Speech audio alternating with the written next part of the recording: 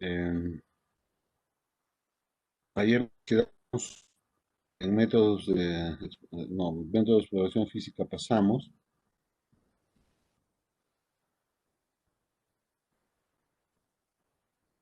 los exámenes complementarios. Después de haber hecho una exhaustiva anamnesis y habernos esforzado en un examen físico que no resulta tan sencillo por la profundidad de la presión de los riñones y habiendo empleado algunas de las maniobras descritas desde hace muchísimo tiempo, más de un siglo algunas, que aún siguen sirviendo porque eh, si bien es cierto la tecnología ayuda mucho para el diagnóstico de no estas enfermedades del riñón, sino para todas las enfermedades. Actualmente, en todo tipo de enfermedades, la tecnología es fundamental. Pero aún se sigue afirmando y con razón que lo que manda es la clínica. Por ejemplo, en esta pandemia que nos tiene a todo el mundo preocupados y no sabemos todavía por cuánto tiempo más estaremos, eh, todos sabemos de que está causada por un virus y que estos virus pueden ser detectados por la reacción en cadena de la polimerasa, o sea, la prueba molecular, y actualmente se utilizan otro tipo de ah, pruebas que demuestran la presencia del virus o sus antígenos, y se llaman las pruebas antigénicas, ¿no? Pero, ¿qué pasa si, por ejemplo, uno de ustedes de pronto tiene una sensación de ardor en la garganta, tiene malestar general, artralgias, mialgias y entre estas algias tienen tremendos dolores de espalda, el tórax y además tienen fiebre, van a un médico X y van a hacerse un examen. El médico les receta una prueba en un laboratorio particular, les hacen la prueba y eso sale negativo. ¿Mm? Más si hay en la anamnesis, se puede afirmar, después de haber hecho la anamnesis, de que ustedes han tenido contacto cercano con personas que han tenido COVID, pero su prueba es negativa.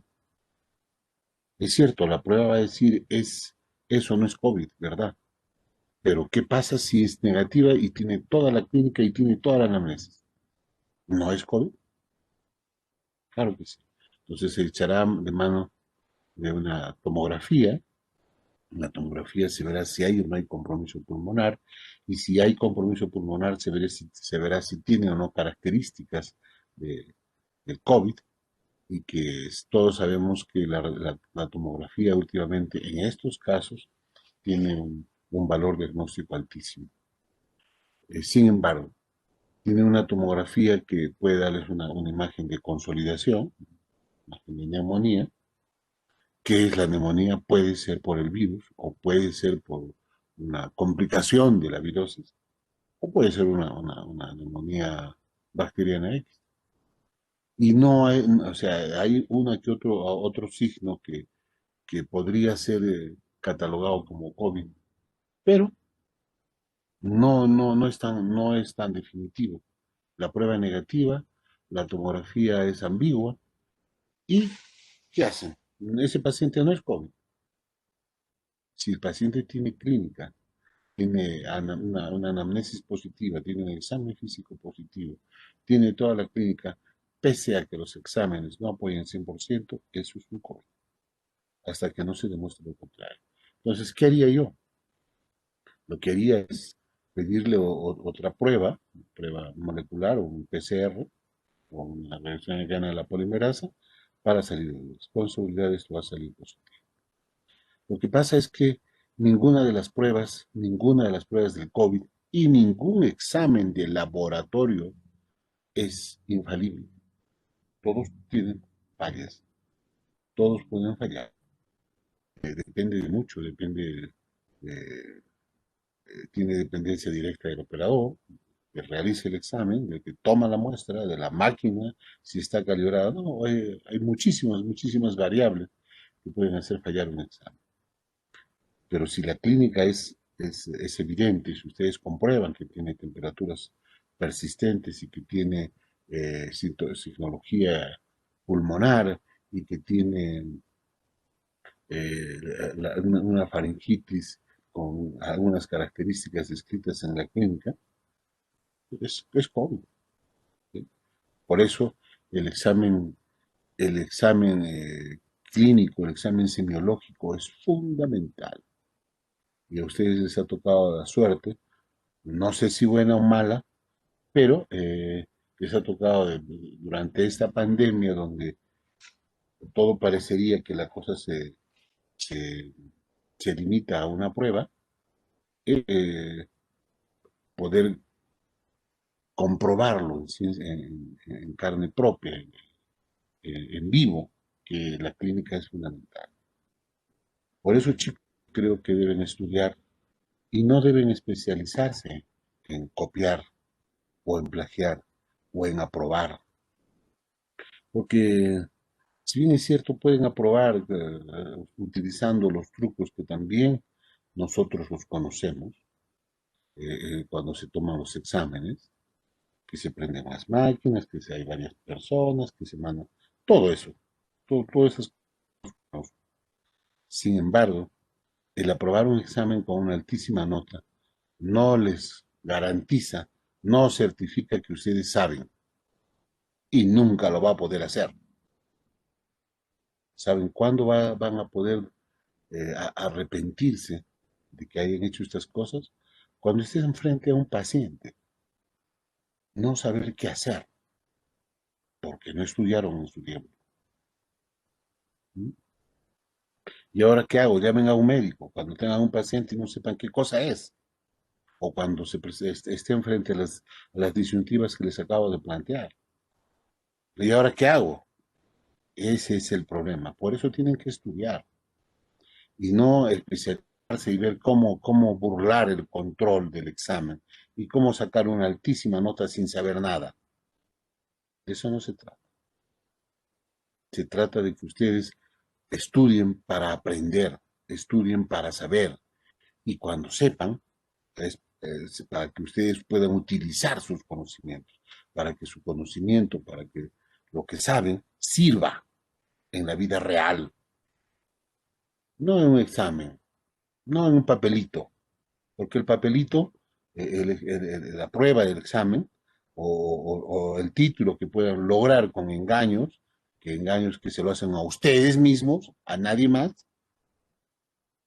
no les va a decir, bueno, yo tengo 19 en mi nota final y mi paciente se debe sanar porque tengo 19. No, señor, ni tu 19 ni tu 20 va a salvar a tu paciente. Y si se va a morir, la culpa es tuya. Y la culpa es tuya porque tú te has dedicado a plagiar, te has dedicado a copiar, te has dedicado a saber cómo engañar, engañarte a ti mismo y engañar a los demás que podrían pensar que sabes. ¿Mm? Por eso, jóvenes, eh, no sé si el próximo examen va a ser de la misma forma. Probablemente no lo sea. Probablemente vamos a buscar una forma de, de que ustedes realmente estudien y puedan demostrar que saben. No que aprueben porque saben plagiar. ¿Ok? Vamos a continuar con nuestra clase. Dentro de los exámenes complementarios, eh, hay un examen que es sumamente sencillo y común, que se solicita todos los días. Cuando un paciente llega a un consultorio o a un hospital y el paciente tiene alguna molestia, como por ejemplo, tengo dolor de cabeza. Entonces, para muchas personas que no leen, que no estudian, creen que el dolor de cabeza se debe a alza de la presión. El dolor de cabeza puede ser parte de un síndrome tóxico infeccioso o parte de una alza térmica, ¿sí? O puede ser parte de una alteración metabólica. El dolor de cabeza puede pasar por cualquier cosa. solamente demuestra que algo está mal, hay que buscarlo que está mal. Entonces, clásicamente, en un país donde la mayoría de enfermedades son infecciosas, se buscan en tres esferas. Está tosiendo, tiene algún problema, tiene secreción en la nariz, tiene dolor de garganta, tiene tos. No, no. Bueno, entonces pasamos al otro apartado. Y tiene deposiciones líquidas, tiene dolor de estómago, está estreñido, tiene distensión abdominal, tiene dificultad para la digestión, tiene dispepsia. No, todo está bien. Ah, entonces, la otra esfera. Tiene dolor al miccionar, tiene dificultad para miccionar, está orinando más veces en la noche, la orina tiene diferentes características, tiene mal olor, tiene un color diferente, es un color turbio. Entonces, eh, todo puede pasar si el paciente no tiene tos, ninguna molestia. Es bastante difícil que el paciente tenga un problema respiratorio. Si el paciente no tiene ningún problema en el hábito intestinal, es difícil que tenga un problema infeccioso en el tubo digestivo. Pero las infecciones urinarias, en un alto porcentaje, suelen ser asintomáticas, tanto en la mujer como en el varón. Entonces, como rutina en los hospitales, los exámenes de rutina son un hemograma, bioquímica sanguínea y un examen de orina. En la bioquímica sanguínea se pide pues cómo está la glucosa, cómo está la creatinina, cómo está el colesterol, el ácido úrico y esas cosas, ¿no? Eh, un examen de orina. Y un examen de orina en el cual encontramos pues frecuentemente un montón de sorpresas. Un paciente que no tiene fiebre, un paciente que no tiene molestias para orinar, que no ha cambiado su ritmo urinario, que aparentemente todo está bien, aparece con una infección urinaria. Entonces, este examen de orina tiene que conocerlo todos porque es muy frecuente. Y como les decía, si bien es cierto, las mujeres tienen más infecciones que los varones en condiciones normales, los varones también pueden tener infecciones. ¿Eh? Y no solamente las personas mayores, no solamente las personas con un problema de crecimiento de la próstata benigno o maligno, sino también los niños. Más en las mujeres, las recién nacidas, en la primera infancia, las adolescentes, y aumenta el pico en las mujeres en edad fértil, pero también las ancianas, después de la menopausia y después de que haya pasado un poco la edad fértil, eh, siguen teniendo infecciones. Y infecciones que pueden ser asintomáticas y que pueden agravarse y de pronto en algún momento causar una, una complicación seria, como por ejemplo una septicemia a partir de un foco urinario asintomático. Y el paciente llega con signos de septicemia grave, en el que hay que utilizar una serie de medicamentos y probablemente el paciente tenga que ir a la UCI. ¿Sí?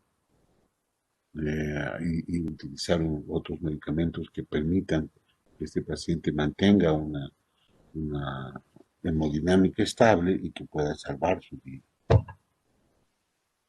Por eso es sumamente importante conocer este examen tan simple, así como es sumamente importante saber leer un hemograma. De nada sirve que usted le pida un hemograma y no saben qué van a buscar en el hemograma. Y eso es fundamental. Para eso tienen que estudiar jóvenes. No se especialicen en plagiar, especialícense en estudiar. Eso les va a servir toda su vida, porque en esta nuestra carrera el médico debe estudiar toda la vida, porque lo que yo aprendí del examen de orina hace 40 años cuando era estudiante ya no me sirve. Lo que aprendí hace 10 años cuando yo ejercía medicina y ejercía cardiología, ahora ya no me sirve. Las cosas cambian en forma permanente y la única forma es estar actualizado, es estudiar, estudiar, estudiar. Y hay que estudiar un texto, hay que estudiar publicaciones, porque Eh, hay gente de todo, pues, ¿no? Así dice mi protocolo y así es. Así dice mi guía y así es. Claro que es lo único que sabe, pues. Entonces, como es lo único que sabe, para eso, para él es la Biblia. Nada es la Biblia. Todo es revisable. Todo. Y todo cambia permanentemente. Lo que hoy día se afirma, mañana se niega. Así es en medicina. Pues hay que estudiar. Otra forma no hay. Hay que estudiar. Y hay que actualizarse permanentemente. ¿Ok? En una muestra de orina, que generalmente eh, se pide que sea la primera muestra de la mañana, la primera orina de la mañana, y que para evitar la contaminación de la uretra terminal, se pide que eliminen el primer chorro de la orina y que se junten a partir del segundo chorro. En esa muestra de orina se va a evaluar primero el color, luego el pH, la densidad, la cantidad de proteína, la glucosa, los cuerpos cetónicos, la hemoglobina, los nitritos. Se examinan tantas cosas que cada uno de estos nos da información valiosa. Por ejemplo, si, si el pH está, si el color está alterado, si el color no es amarillo, transparente, límpido y es turbio, ya están sospechando de que algo está pasando. Lo más frecuente es una infección. ¿Sí? Si el pH es alcalino, refuerza el diagnóstico. Si el pH es ácido, el pH ácido normalmente es normal, pero si aumenta la acidez, también aumenta, refuerza el diagnóstico. La densidad para ver la capacidad de concentrar una orina del riñón. Las proteínas para ver si el riñón es capaz de conservar las proteínas dentro del organismo y no perder pérdida de esto y producir hipoproteinemia y edemas y una serie de otros problemas que llega hasta la muerte. La glucosa. Si ustedes ven glucosa en la orina, que es diabético, ¿no? Peor si hay cuerpos cetónicos. Una cetonuria puede hablar incluso de un problema de coma cetónico o cetósico. La presencia de hemoglobina nos demuestra que hay hematuria. Los nitritos, que no deben existir, si existen nitritos, refuerza el diagnóstico de infección. Y esto porque para muchos infección es la presencia no de bacterias. No es así. Ahora lo vamos a ver. Después de haber examinado todos estos aspectos, vamos a centrifugar la muestra a 2000 revoluciones por minuto por 5 minutos. Normalmente una persona no tiene glucosa en la orina, no tiene cetonas en la orina, no tiene hemoglobina en la orina. Si esto se encuentra, eso es patológico.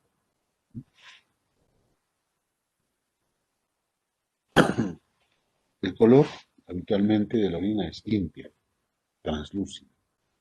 Eh, el color puede ser un amarillo más profundo o un amarillo más claro, y eso depende de la concentración de la orina. Y eso depende también de la cantidad de líquido que ustedes toman. Si ustedes toman poco líquido o pierden mucho líquido y no lo reponen, la orina va a ser mucho más oscura, mucho más concentrada, mucho más amarilla.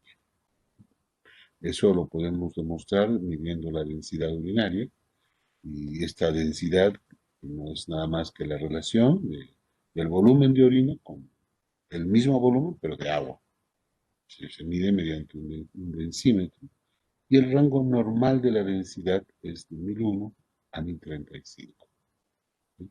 Eso nos va a demostrar cuán capaz es el riñón para densificar esta orina. Eh, la proteinuria La proteinuria se hace es un examen, es una reacción. Para esta reacción se utiliza el ácido sulfasalicílico al 5% y dependiendo del color que nos muestra, dependiendo de la tira, vamos a ver la presencia de proteínas en la orina. y vamos a informarlo por cruces, una cruz, dos cruces, tres cruces, cuatro cruces. Y actualmente hay exámenes cuantitativos de la orina, ¿sabes? Cuánto de proteína, cuántos gramos hay de albuminuria. Entonces eso es mucho más preciso. Y el pH que se hace la medición de la acidez o alcalinidad, con una simple tira, el pH fisiológico es de 4,6 a 8. Como ven, el examen no es difícil, el examen es sumamente sencillo. Eh, Incluso en algunos tiempos, cuando yo estudiaba en otros lugares, los estudiantes teníamos que saber hacer examen de orina porque, igual que los exámenes de tuberculosis, porque es tan frecuente, en este tiempo era tan frecuente la tuberculosis y ahora sigue siendo frecuente los exámenes de orina, las dimensiones de orina, que tú estás lejos y no tienes laboratorio y tienes que hacer diagnóstico, ¿no? Y como digo, les digo, a veces la clínica que está fundamental, pues falta, no hay. Así como les hago mención siempre a este tema de moda, el COVID, así como el COVID de pacientes asintomáticos, ¿qué le vas a pedir a un asintomático si no tiene síntomas? ¿Qué clínica utilizas? Necesitas un examen. Y esos exámenes lo podemos hacer fácilmente. Igual que el COVID. Una prueba rápida la puede hacer cualquiera. ¿Sí? Entonces, solamente es cuestión de interés, de saber cómo se hace y practicarlo, pero con conocimiento. No para tratar de ganar plata, de engañar a la gente, ¿no? Con conocimiento para ayudar a hacer diagnósticos y tratamientos y conseguir el objetivo de lo que se trata en nuestra carrera, que es solamente de mejorar la salud de las personas, mejorar su calidad de vida y evitar muertes innecesarias. Esa es nuestra misión, jóvenes. El sedimento urinario es un examen general de orina. Primero está la parte bioquímica que acabamos de ver, y luego en el sedimento urinario. El sedimento urinario es fundamental para hacer diagnóstico de los problemas urinarios y básicamente las infecciones. En algunos textos se refieren al examen de orina, al simple examen de orina, como una biopsia líquida. Miren la importancia que le dan a este examen, porque con un examen simple de orina, o si yo estoy viendo que este paciente, por ejemplo, la orina está produciendo bastante espuma y le hago proteínas y tiene una gran proteinuria, ya estoy pensando que este paciente tiene un síndrome nefrótico, ¿no? Entonces, o una insuficiencia renal que está perdiendo gran cantidad de proteínas, o sea, con solamente eso. Por eso es importante. En el sedimento urinario normalmente es pobre, si es que no hay una alteración, pero se miden los leucocitos.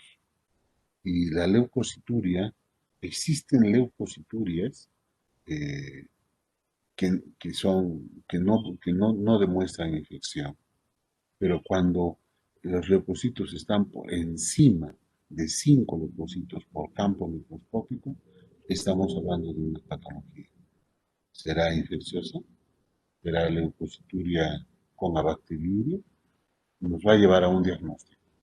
Pero lo primero que tengo que pensar, si tengo gran cantidad de leucocitos en un sedimento urinario, es en una infección urinaria. ¿Sí? Y luego ya les decía cuando hablábamos de hematuria, solamente se pueden encontrar hasta 3 hematíes por campo dentro de lo normal. Si es que encuentran más de 3 glóbulos rojos por campo en la microscopía, eso es hematuria microscópica. Y esa hematuria microscópica les puede hablar de una infinidad de cosas.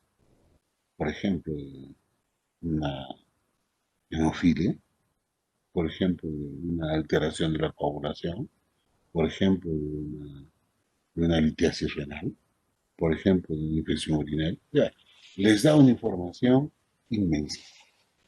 solamente que hay que tener en cuenta. Y no digan, no, tiene 3 o 4, es casi normal, ¿no? Si tiene más de 3, algo está pasando. Algo está pasando. Entonces hay que investigar.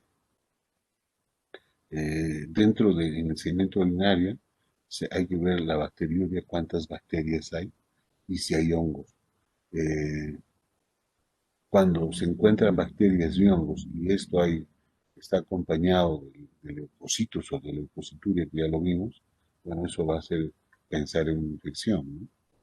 Pero el diagnóstico definitivo de infección lo va a dar el urocultivo. En el urocultivo, ustedes van a ver cuánta cantidad de bacterias hay, cuántas colonias hay de bacterias, y si hay más de 100.000, eso es positivo. Si hay 20.000, 30.000, eso no sirve. Siempre hay bacterias. Las colonias, para que el número de colonias necesarias para decir que hay infección es más de 100.000. ¿Eh? Pero si tienen leucocituria y hay bacteriuria, es muy probable que haya infección. También la presencia de hongos no será una infección por bacterias, pero puede ser una infección por hongos. Y además en pacientes que utilizan corticoides, que no se deben utilizar tan fácilmente, o los pacientes que usan antibióticos, que tampoco se deben utilizar tan fácilmente. Yo he visto a mis alumnos, ojalá que ustedes no hagan eso, recetar cuando están en tercero o cuarto de medicina antibióticos. No, estoy mal de la garganta, tómate amoxicilina, ¿no? Tómate ciprofloxacina. Y no saben de qué se trata, pero ya están recetando, como imitando a las vendedoras de las boticas que no han ido ni un solo día a la universidad. Y ese error cometen ustedes. O tal vez no ustedes, muchos de los estudiantes de medicina. Pero no hay que recetar como alguna vez alguno de mis colegas les decía, oye, pero ¿por qué le das esto a tu paciente? Ah, porque mi profesor le daba. Ah, no, porque en Arequipa es así. La medicina es mundial, señor. El conocimiento es de todo el mundo, es global. No es que en Arequipa la medicina y la vida es diferente. No es así. Pero así mi profesor le daba. Tu profesor no sabía, pues porque tu profesor no sabía, tú vas a seguir cometiendo el mismo error, y los errores en medicina se tapan con tierra. Los errores en medicina matan. Entonces ese error no lo puedes cometer. Sepan por qué recetan o no un medicamento. Si es que si esa receta, esa prescripción va a ayudar a mejorar a alguna persona, háganlo. Si no, no lo hagan. No lo hagan. Eh, y cuando quieran hacer algo, si están en el campo y tienen mayor conocimiento que muchas de las personas, si no hay otras, tal vez lo puedan hacer, pero revisen. Ahora, sus celulares, que, que antes servían para hablar, ahora el celular sirve no para tomar fotos o chatear o estar en el WhatsApp, no, no, debe servir para informarse. Y como ustedes pueden dar fe, muchos de los alumnos que están escuchando ahora están fuera de la ciudad, algunos en el campo, y la información llega. Ustedes pueden buscar en internet, revisar una vez y otra vez y cerciorarse de qué es lo que le van a hacer, de qué podría ser y qué le van a hacer, cómo van a intervenir para hacer una intervención positiva. Y no, ya les di, yo hice mejoraron dos, yo tengo mis pacientes. Uno tiene pacientes cuando es médico. Si tú no eres médico, no tienes pacientes. Tienes vecinos, tienes hermanos, tienes amigos que le puedes dar una receta equivocada. Pero eso no te hace médico. Entonces, primero, conocimiento. Segundo, conocimiento. Tercero, conocimiento. ¿Ok? En el sedimento urinario también vamos a encontrar cilindros hialinos, que esos cilindros no tienen significación patológica, no, no nos ayudan mucho. Y eso hay que tenerlo presente. ¿Por qué? eh, tiene cilindros salinos, pero para nada. Lo que sí hay que saber que hay células epiteliales, las células epiteliales pavimentosas, generalmente son de la vagina o de la uretra. Y cuando hay una gran bacteriuria y hay una gran cantidad de células epiteliales, probablemente el problema no sea urinario, sino que hay una bacteriuria, probablemente por una inflamación o una infección genital, más en las mujeres. ¿Mm? Entonces, si una señora tiene un flujo genital, tiene una vulvovaginitis, tiene bacteriuria, probablemente sea con células epiteliales abundantes, probablemente sea por eso. Cuando hay daño tubular, cuando hay daño en los tubos renales, las células son generalmente obliteras. Entonces, como ustedes ven, chicos, esto es el examen de orina y para saber si hay infección urinaria, primero, el pH ácido, si hay un pH ácido, si hay nitrito, si hay leucocitos, si hay hematíes, si hay bacterias, y todavía aquí falta la pinuria que les hablaba el otro día. Aparte de las bacterias, hay bacterias que producen pus y producen piuria o piocitos. Los piocitos que no debe haber, están presentes en la orina, con bacterias, con leucocitos, ya pues es una infección urinaria. Pero muchas veces puede ser esta confundida con una infección fuera del aparato urinario. Entonces la presencia de nitritos va a confirmar que ese examen es positivo, que es positivo para infección urinaria. ¿Sí? Entonces, este examen de orina es muy importante y que lo deben manejar desde ahora que están estudiando semiología, para que cada vez que hagan, estudien urología, nefrología y otras partes de la clínica, ya sepan que ese examen es positivo y cómo se debe buscar por infección urinaria.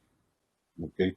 O si, por ejemplo, eh, su mamá, su abuelita o su hermana tiene diagnóstico de infección urinaria, y ustedes puedan revisar el examen de orina y decirle, oye, acá este colega o este doctor se equivocó, pues, ¿no? Doctor, tengo conocimiento de que el examen de orina para ser positivo debe tener tales y tales criterios, y poderle discutir con conocimiento y con respeto, claro, porque de repente el médico tiene otros criterios que ustedes no saben. No porque ya saben el examen de orina y los convierten en médicos. No, señor. ¿Sí? La, la evaluación de la función renal es muy importante para saber cómo está pues, todo el funcionamiento de este sistema.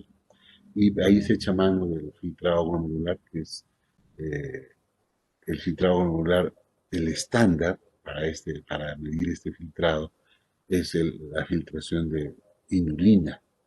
Pero este examen es sumamente engorroso, es muy difícil de hacer, por lo que no se utiliza.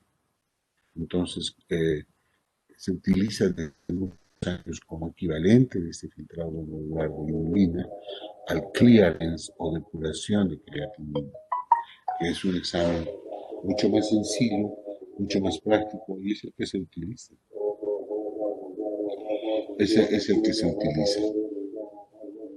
Eh, Se usa la orina de 24 horas, se recolecta la orina de 24 horas y se va a medir la orina, la creatinina en orina, se hace una relación con la creatinina en sangre, se ve cuánto se está depurando la creatinina y eso nos da una información sobre el filtrado glomerular, cómo el glomérulo está filtrando la sangre, produciendo orina para ver si está realizando su labor de retener lo bueno dentro del cuerpo y de eliminar lo que no sirve en la orina.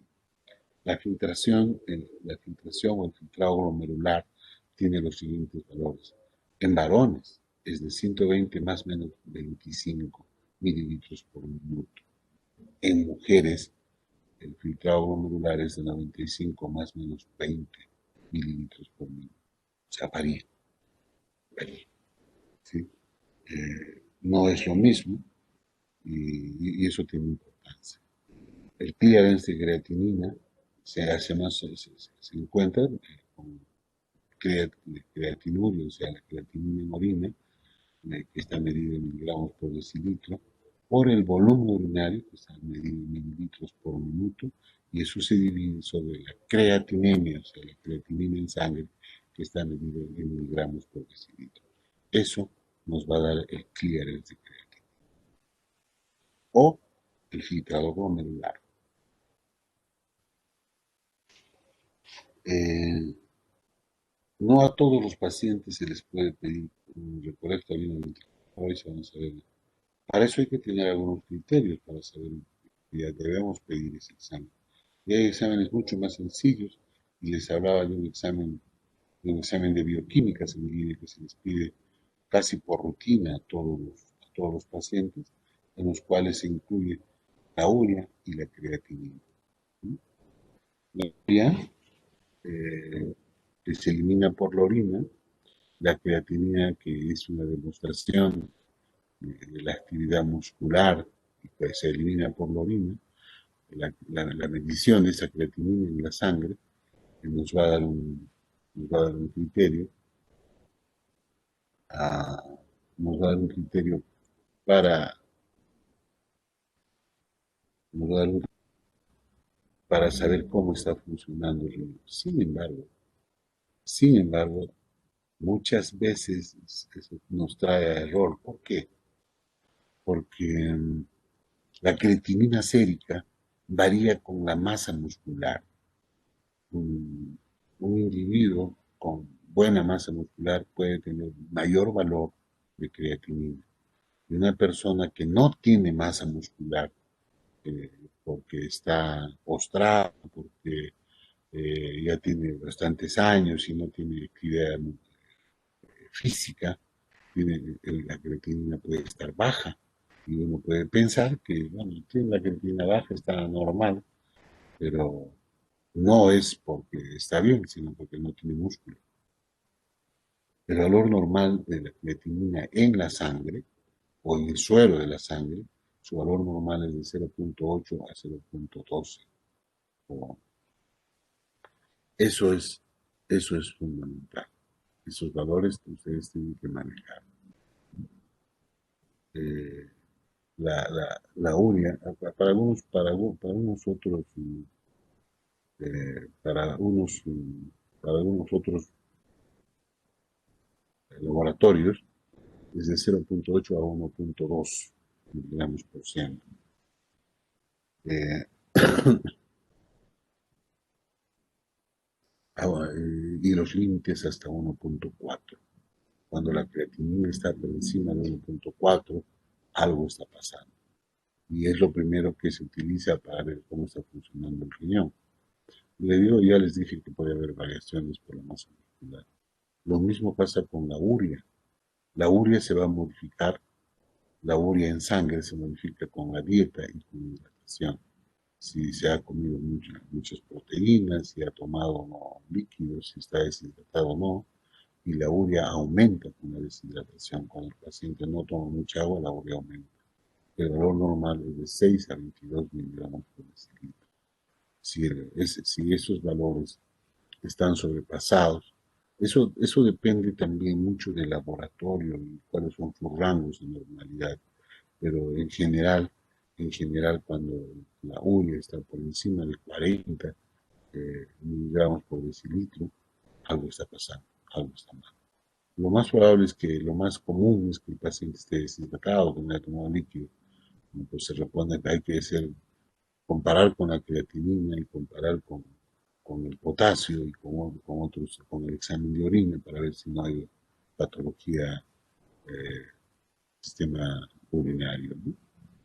La filtración glomerular caseramente para no hacer la medición en, en la orina 24 horas, porque no a todos se les puede hacer, se calcula matemáticamente con esta fórmula.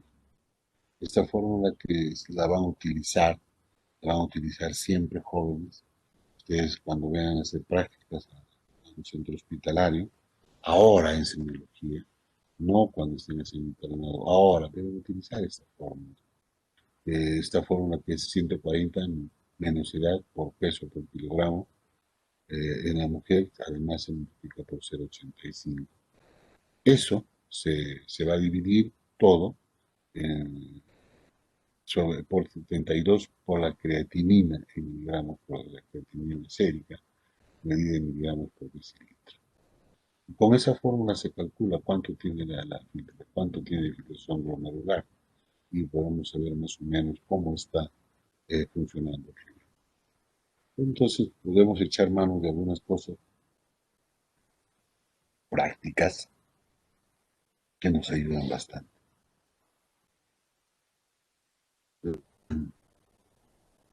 La ecografía renal, la ecografía renal tiene una vital importancia, pero realmente vital importancia. Que la tecnología ha ayudado muchísimo a hacer los diagnósticos más precisos y si tenemos un buen diagnóstico, la posibilidad de hacer un buen tratamiento y aliviar de los malestares, de las enfermedades a nuestros pacientes. Y la ecografía que hace algunos años, cuando yo era estudiante, no existía, ahora pues es un método de diagnóstico sumamente común. Eh, Sin embargo, eso de no existía no es cierto. Yo conocí los primeros ecógrafos, incluso el primer ecocardiógrafo, cuando yo era estudiante de medicina. La ecografía es un examen, ya tiene unas cuantas décadas. Ha sido descubierto el siglo pasado y fue ideado a partir del sonar que utilizan en la navegación marítima. Eh, La ecografía renal es fundamental para hacer diagnósticos que la clínica no nos los permite. Entonces, si sospechamos clínicamente de algo, con esto comprobamos. La ecografía renal permite ver alteraciones de los riñones, si hay dilatación de los uretes, si el riñón está en su tamaño que debe estar, como por ejemplo, eh, el riñón no debe medir en longitud más de 110 milímetros. Si está más grande, algo está pasando. Se puede medir, por ejemplo, el espesor de la corteza, que mide más o menos 10 milímetros. Menos de 10 milímetros significa atrofia y una mala función, eh, una relación alterada de la relación córtico-medular. Esta relación córtico-medular es más o menos de 2:1. Se puede ver cómo están las cálices, las pelvis. Chicos, disculpen un ratito. Octavio, después de las 8, por favor. Eh, de 2:1, las que se veían las cálices, las pelvis, si están dilatadas. Se pueden ver si hay o no tumoraciones, si hay masas, y es realmente útil para evaluar cuando ha habido un traumatismo, una pateadura y les han pateado en el riñón, o cuando se cayeron por escapar o por tirar muro.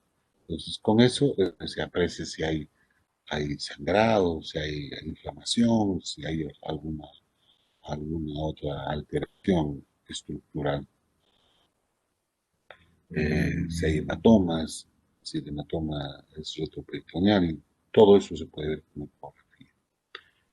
Si hay imágenes hiperecogénicas, se puede ver si hay cierto grado de fibrosis, y si esta fibrosis existe, nos demuestra un grado de cronicidad, que no es agudo, no es de ahora.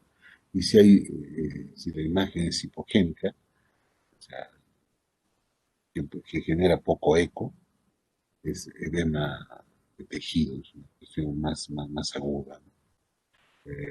Con ecografía se puede ver la vejiga, en la vejiga se ve las paredes, si hay trabéculas, si hay cálculos, si estos cálculos son mayor de 5 milímetros.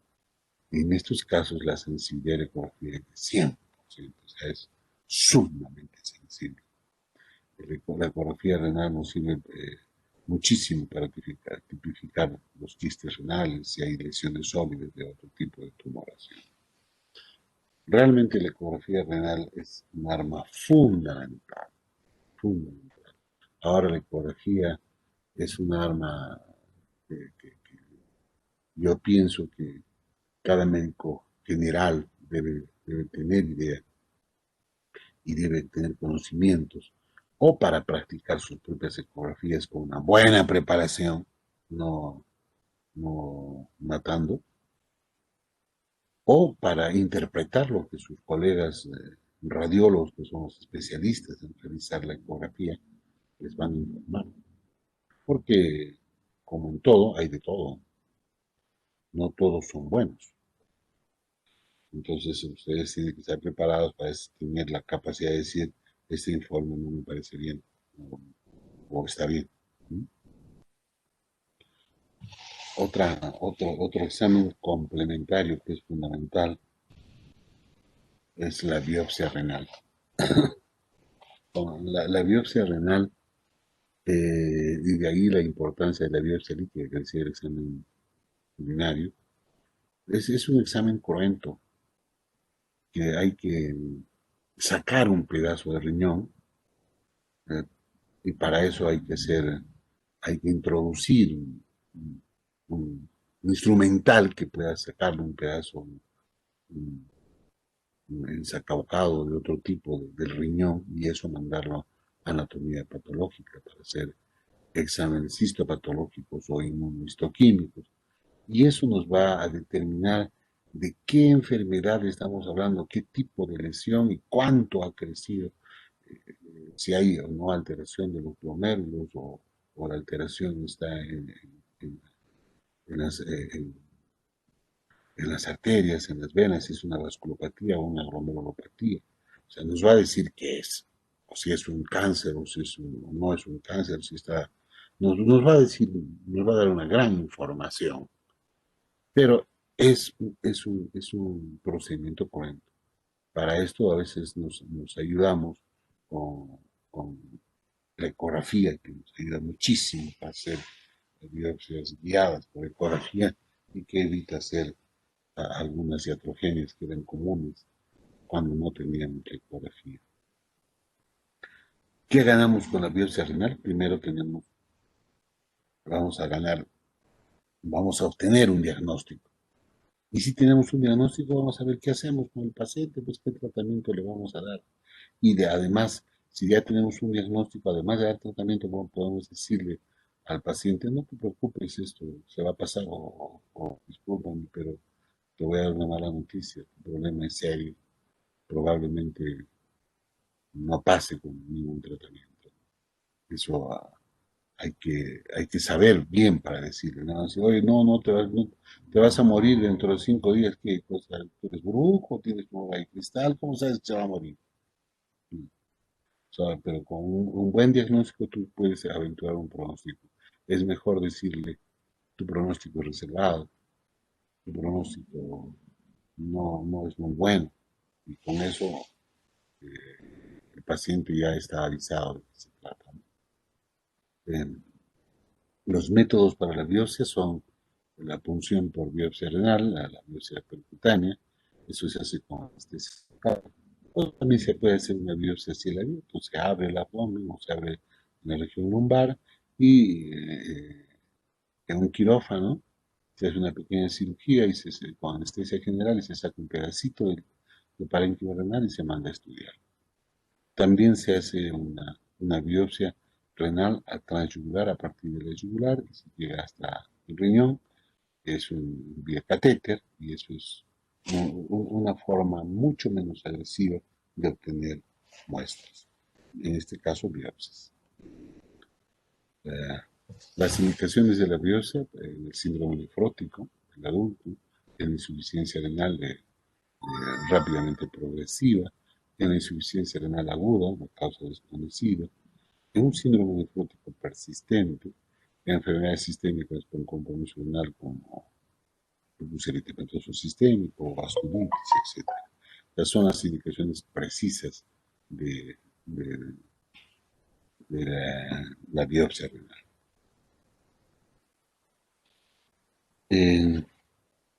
El síndrome nefrítico El síndrome nefrítico, yo les hablaba ayer de cómo se puede empezar a hacer el diagnóstico de un síndrome nefrítico.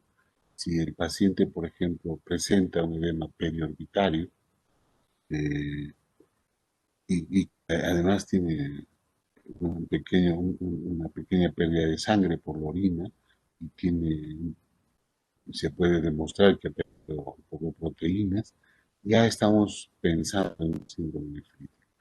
¿Qué es el síndrome nefrítico? Es un conjunto de signos y síntomas generados por inflamación glomerular que llevan al colapso de la luz tubular y esto nos va a producir una serie de manifestaciones clínicas como disminución de la cantidad de orina, una oliguria que es de menos de 500 mililitros en 24 horas y eso nos habla que hay un deterioro renal. Hay una proteinuria leve, que es menor de 3,5 gramos en 24 horas y hay pues pérdida de sangre, hay una hematuria. Entonces con eso ya podemos eh, enmarcarnos en lo que es el síndrome nefrítico. Sin embargo, este síndrome nefrítico está acompañado por elevación de la presión arterial. Hay hipertensión arterial y como hay una proteinuria, este paciente tiene edema que no solamente puede ser periorbitario y matinal, como les decía mañana, puede haber una retención de tal forma que produzca edema también pretibial. Eh, Jóvenes, vamos a, vamos a dar por concluida la clase del día. Mañana terminamos síndrome nefrítico y vamos a hacer los otros síndromes nefrológicos, que espero nos dé el tiempo bien para concluir con esta parte de semiología nefrogenital o nefrourológico, como ustedes quieran llamarlo, que al final es lo mismo. Eh, Espero que asistan, porque no quisiera tener reclamos después cuando yo les tome un examen probablemente oral y no sepan contestar porque no van a tener cómo plagiar. Entonces, la gente que asiste a clases podría argumentar que ha asistido a clases, pero que, qué sé yo, no ha sido muy clara y discutir conmigo. Pero ¿qué podría discutir uno que nunca asiste a clases? ¿Qué consideración se le podría tener a uno que nunca asiste a clases, que nunca estudia y que solo plagia? Ninguna, no sé. Muy bien, chicos. Quedamos así entonces. Mañana nos vemos a la misma hora. Hasta luego.